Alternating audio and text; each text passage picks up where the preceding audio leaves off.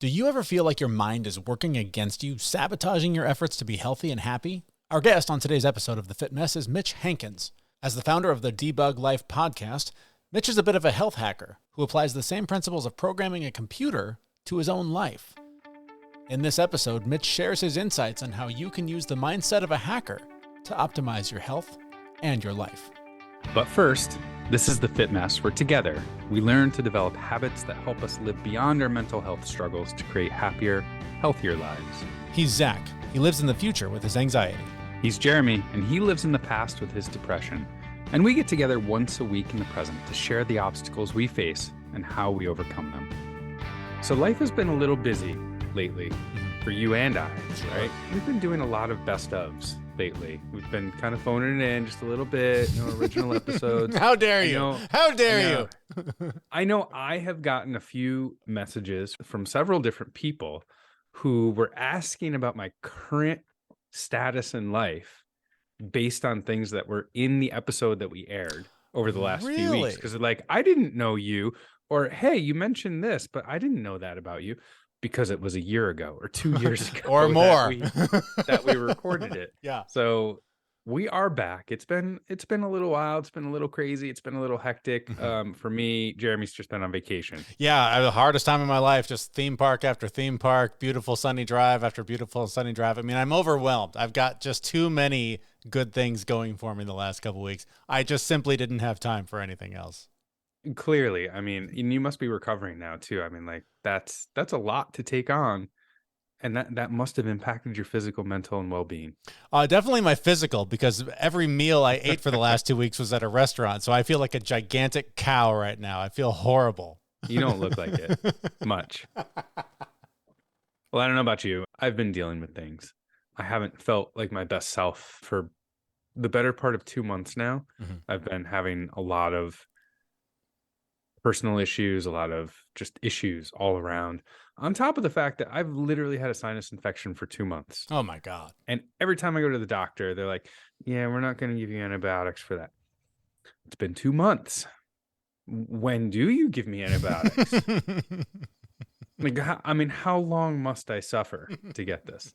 So I'll be very honest. The last 2 months have been utilizing every single tool and technique that, we've talked about on the show, and then some that I've got in my back pocket just to kind of keep afloat, man.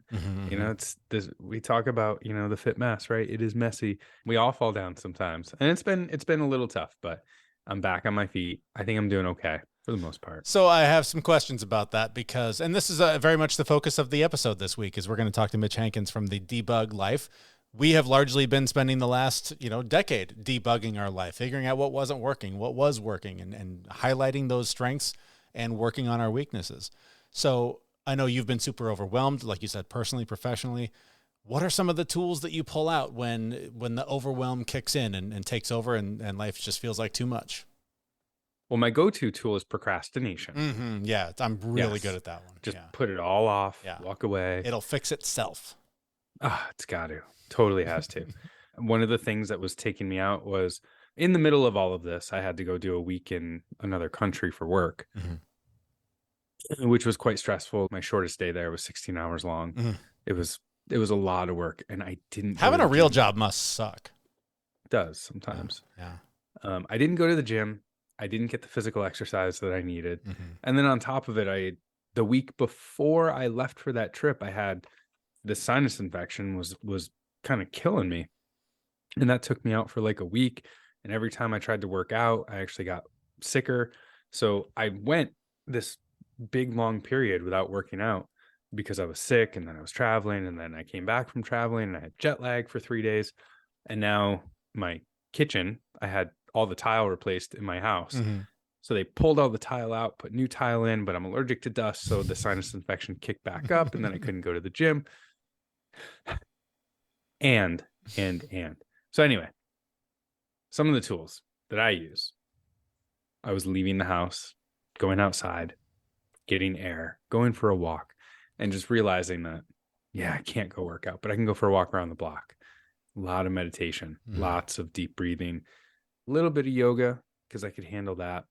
One of the things that really just got me. Like when I am overwhelmed, like I spent an hour in front of my whiteboard. I completely cleared it off and I just dumped my brain out on it. Mm-hmm. Like I cannot tell you how therapeutic that is. If you just dump your brain out onto something that's stationary, it's out of your head. Mm-hmm. It makes a huge difference if you can just write it all down, put it somewhere. So I did a little bit of that. And now I think I'm 90% healthy. Mm-hmm. I've been to the gym a few times. I beat the shit out of myself this morning. Loved it, Mm-hmm. which was great. So many things. And just the compassion. So many times I was calling myself a piece of shit. So many times I was like, you suck Mm-hmm. because you're not working out. You're not doing the thing. You're not doing all the things that make you happy. And I was like, you know what? I got a lot going on. Can't always do that. Let me take care of what I can take care of today. Mm-hmm. 3 things. That's it. Yep. Just 3 things today. Even though there's 100 on the list, take care of that. Get it done. And the self-compassion piece, man, that makes such a huge difference when you're really feeling low, when you're really depressed, when you're really anxious, when you really just want to go jump off of a bridge. Just be compassionate with yourself. Seriously. You're speaking my language. I mean, I know I was on vacation, but I packed a suitcase including gym clothes because we were going to be staying in a lot of hotels, and hotels have gyms, and I was going to go to them. And I pulled those workout clothes out of the suitcase last night when I got home and put them back in the drawer because I never went to the gym once during that entire 2 weeks. Didn't happen.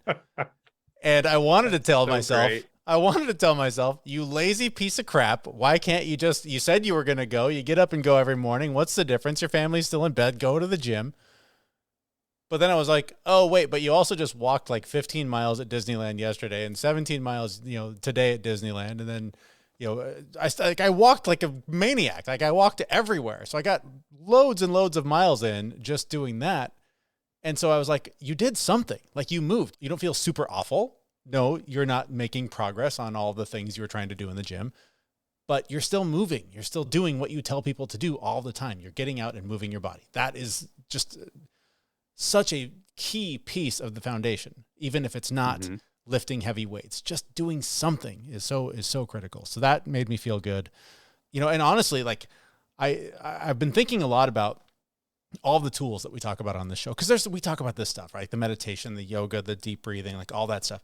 But there's gadgets literally that we've talked about on this show before, 2 that never leave my body.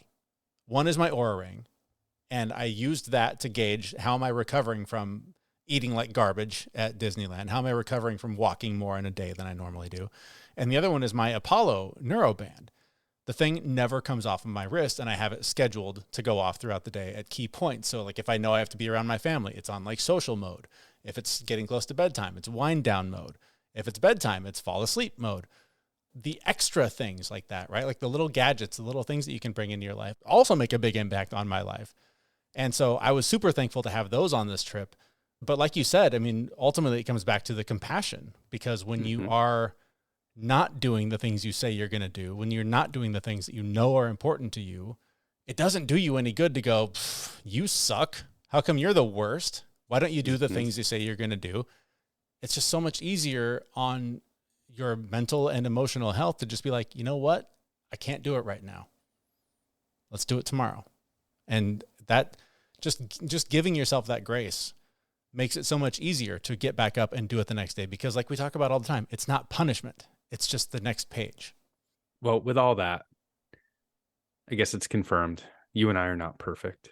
What? But we put in the work, and I love the name of the podcast of our guest this week, who is Mitch Hankins. He's the host of the Debug Life podcast, and he's going to talk to us about how software development and personal development can go hand in hand. Can't wait.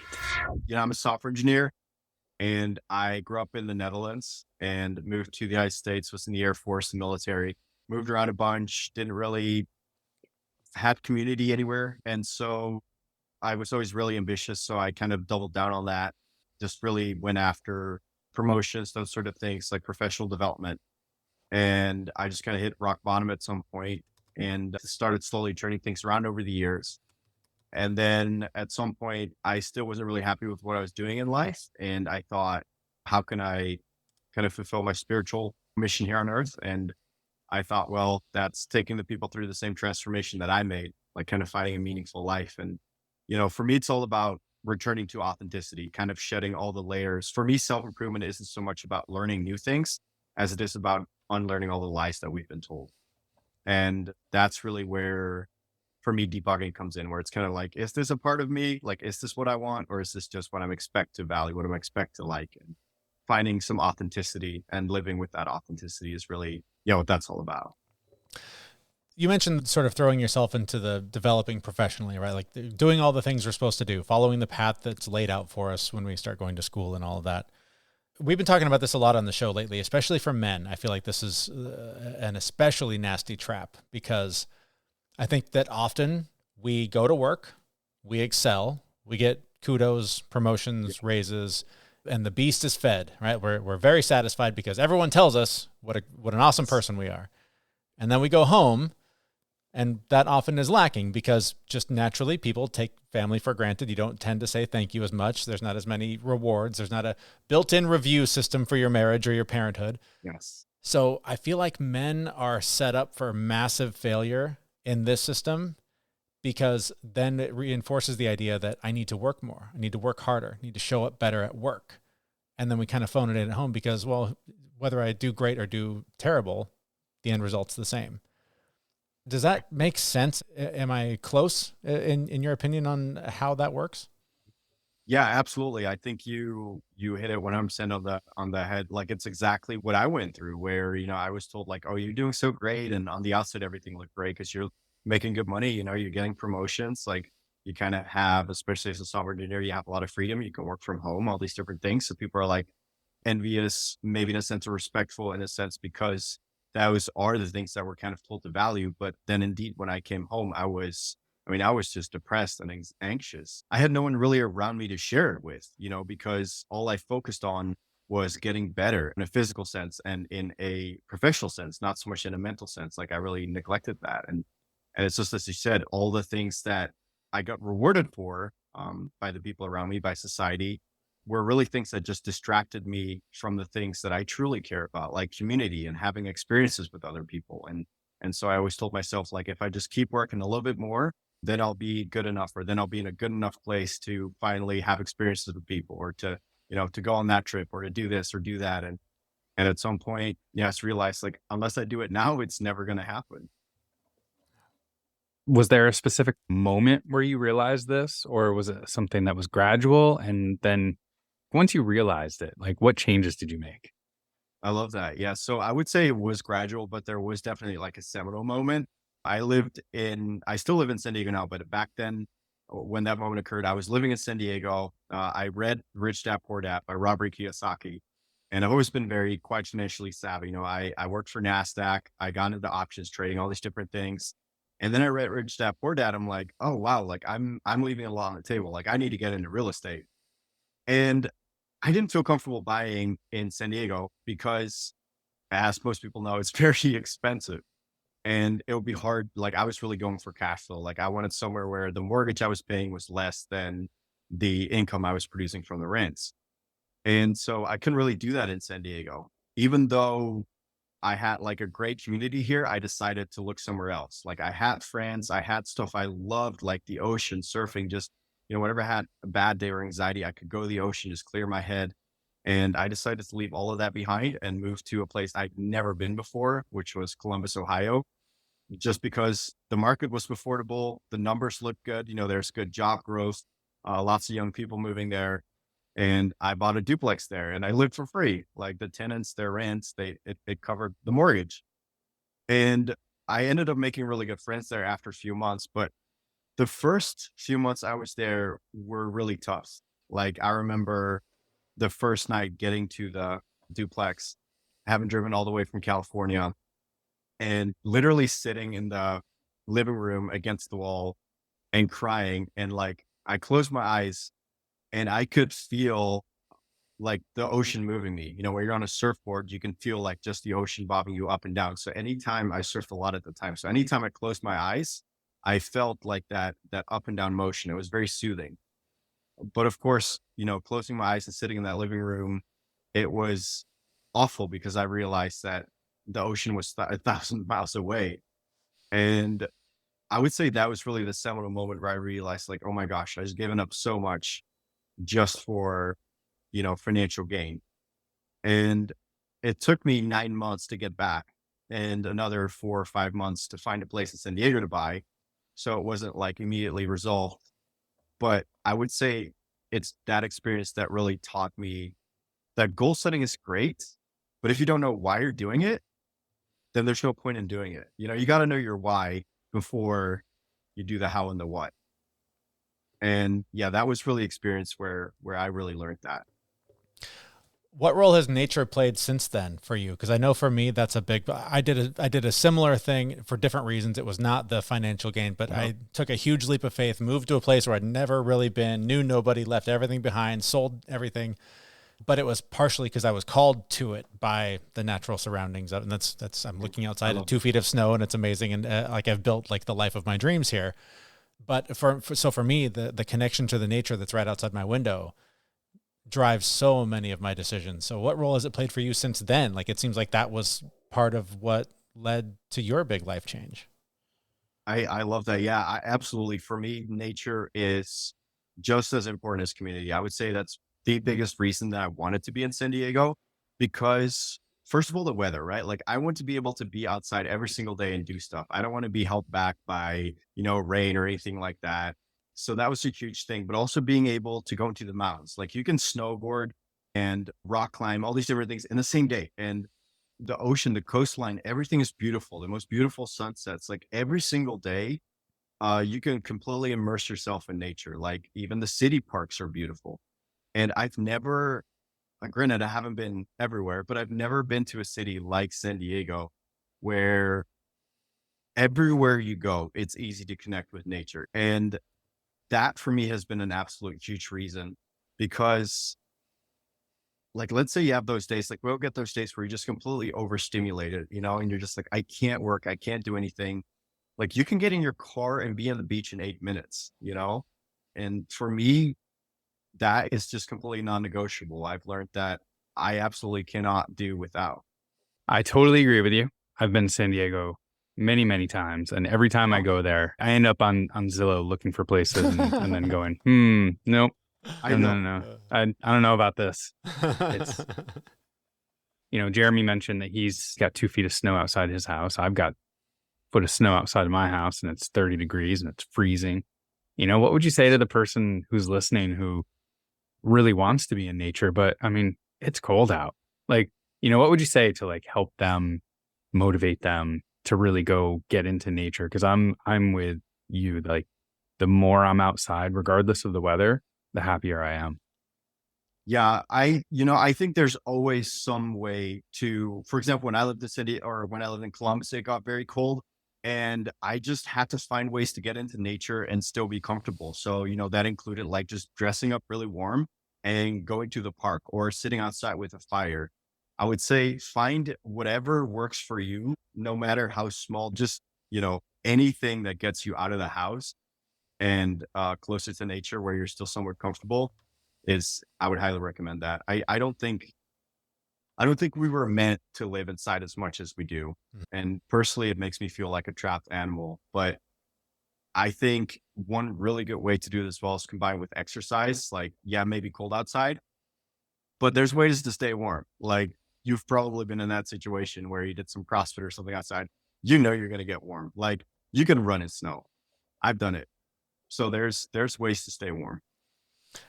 Part of what drew you back to San Diego was the community and just having people close to you. This is something that, especially after the last few years that we all went through, adapting to interacting with others again is a challenge, but it's huge, right? Like being connected to others, those relationships are massively important for our mental and emotional health.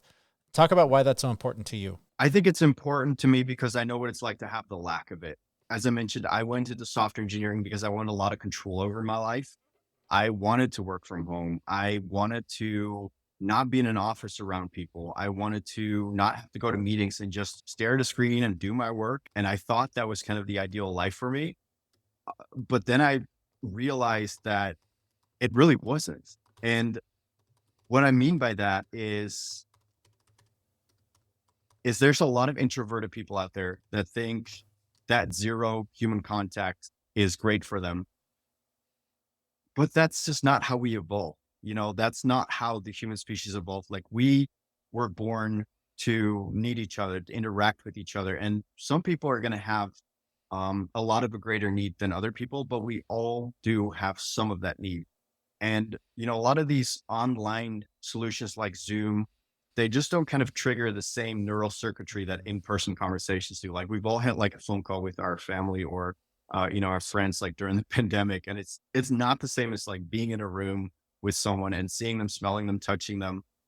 And especially over the pandemic, so much has shifted to online and people don't meet up in person as much anymore. It's such a big part of human nature to interact with other people. And again, I know that because I went through that transformation. I went from someone who was spending his whole week, like Monday through Friday, working, not interacting with a whole lot of people, maybe seeing one or two friends on the weekends, but not a whole lot, because again, I was prioritizing self-study and all these different things like reading, overseeing friends.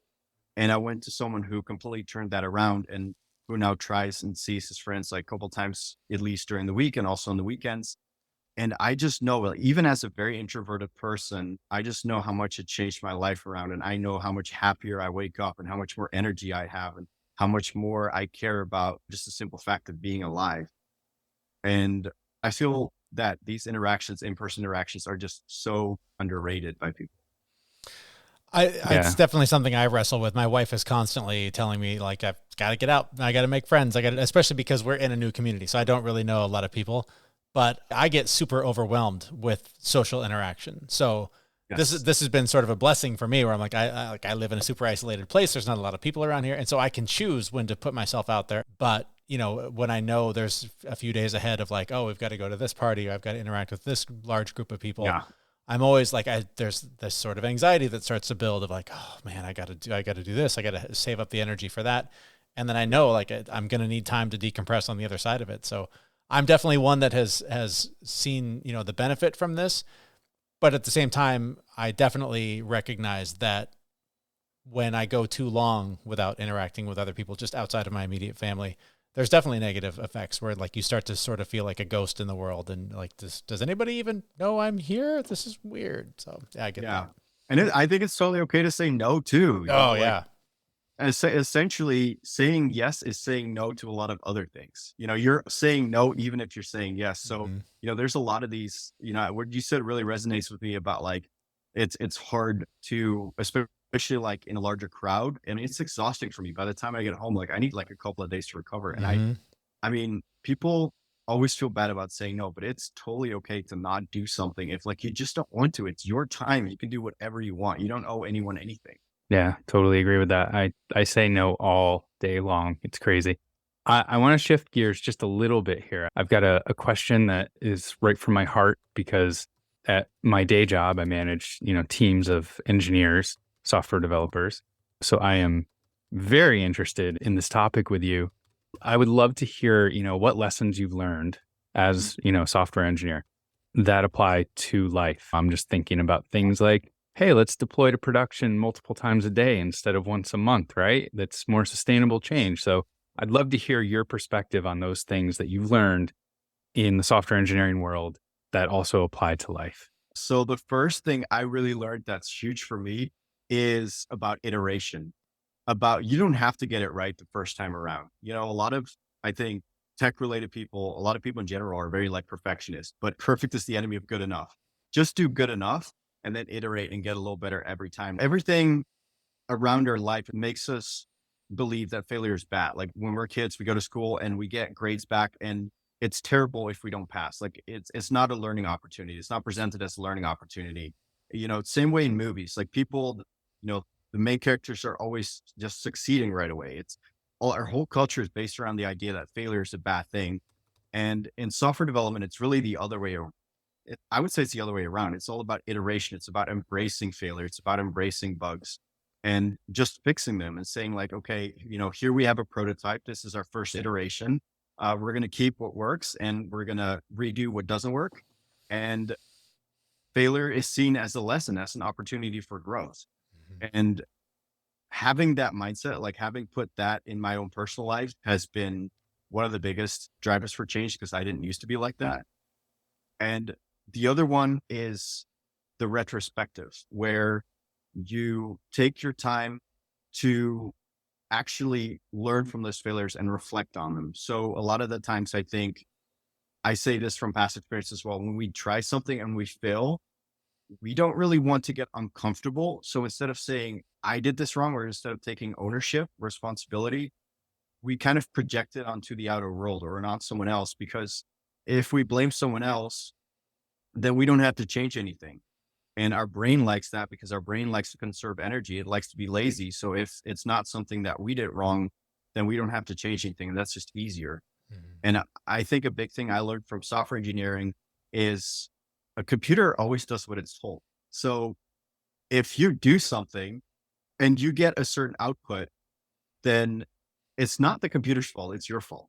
So you start with programming and you're like, oh, this stupid device is not doing what I want it to do. And then you start realizing it's like, well, actually, I'm not telling it what to do in the proper way. And it kind of changes your outlook on, work ethics. And that can translate to, personal development as well. It's like, well, maybe something isn't working because I'm not going about it the right way. And yeah, that's been another huge lesson for me, and something that I talk to people about all the time.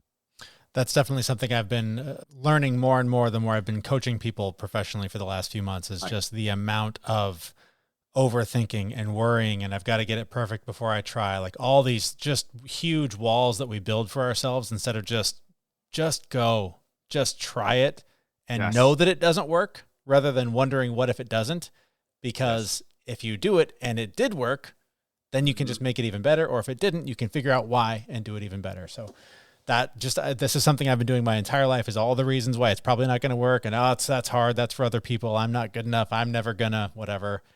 You got to just try it and see what works. It's the iteration of life is definitely a learning lesson. If people have gotten any value from this, where can they learn more about you and follow your podcast and all the things you do? Awesome. Yes. So I blog about a lot of topics we talked about today. It's called the debuglife.com, where we debug everything about life. And I also have the same handle on Instagram, the Debug Life.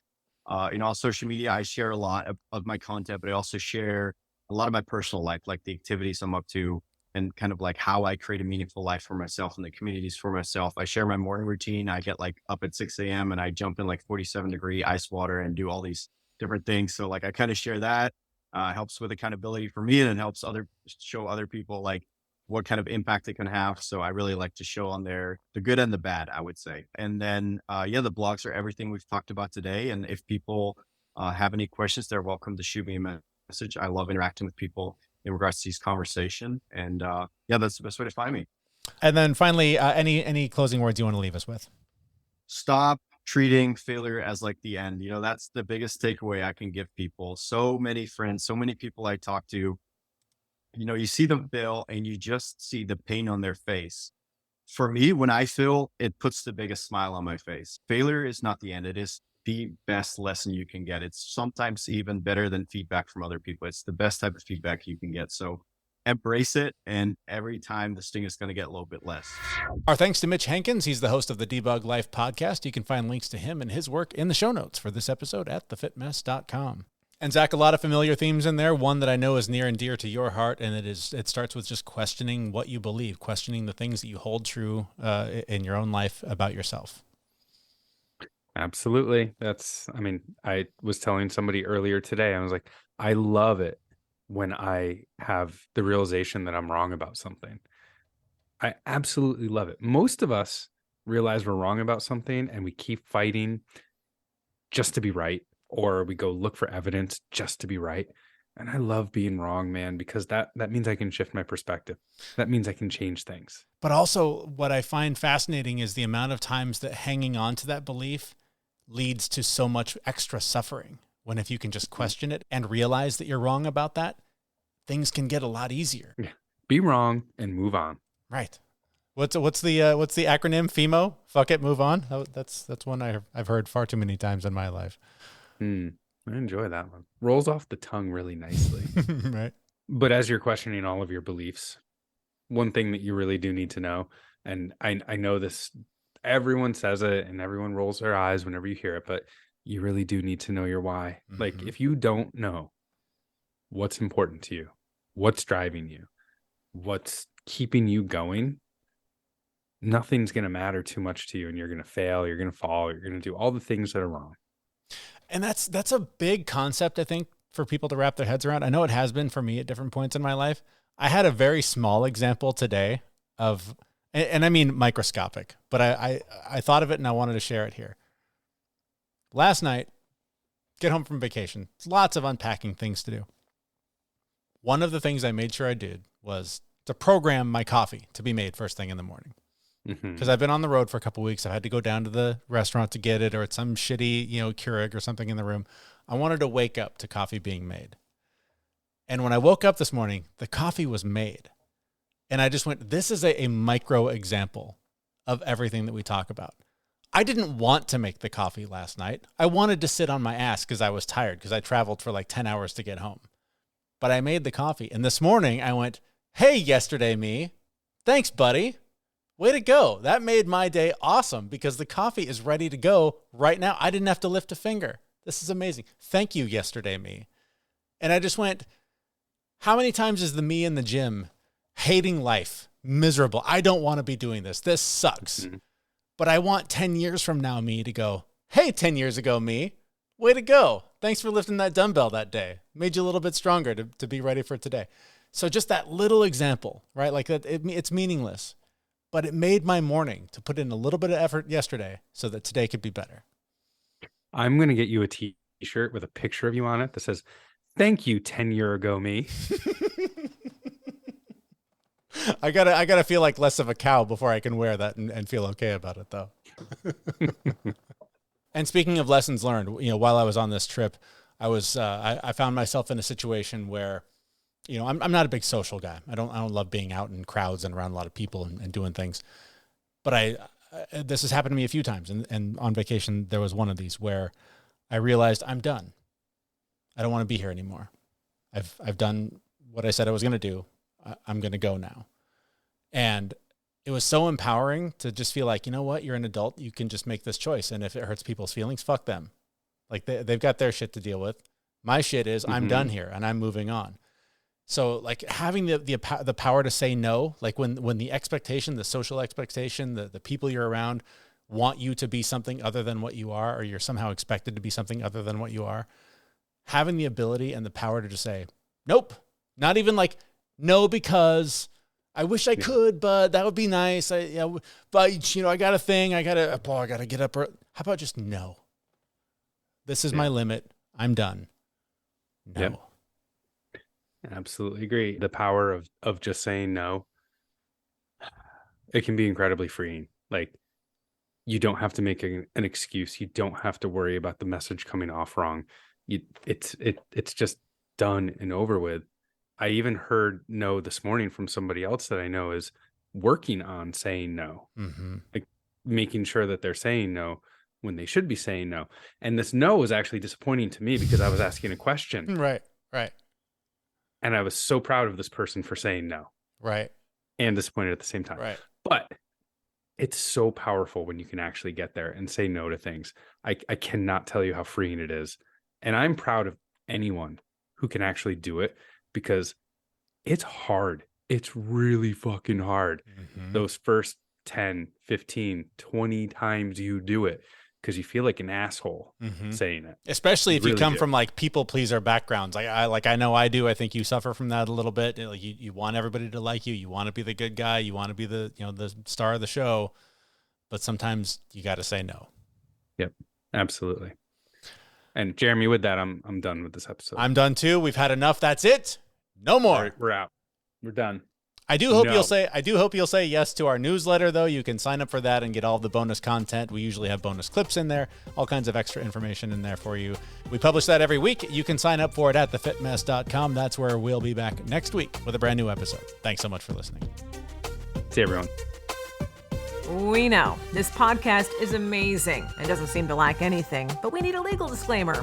Prior to implementing anything discussed in this podcast, it is your responsibility to conduct your own research and consult your physician.